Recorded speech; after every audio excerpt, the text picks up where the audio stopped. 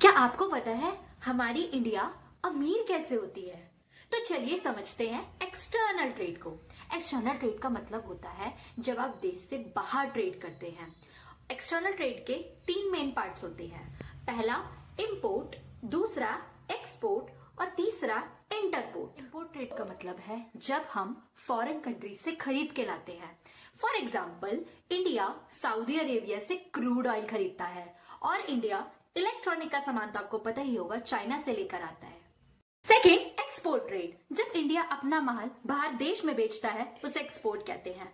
For example, जब India rice और spice बाहर एक्सपोर्ट करता है, इंडिया टेक्सटाइल को यूरोप में भेजता है। इंटरपोर्ट ट्रेड, इंटरपोर्ट का ट्रेड का मतलब होता है जब एक देश दूसरे देश को सेल आउट करे विदाउट कंजम्पशन। कहने का मतलब है एक देश से माल खरीद के दूसरी कंट्री में सेल आउट कर देना। फॉर एग्जाम्पल, दुबई चाइना से सामान लेकर अफ्रीका को सेल आउट करता है। अगर आपको कॉमर्स इजी लग रहा है तो सब्सक्राइब करें डिस्कॉन्सेप्ट को। This is Disconcept signing of.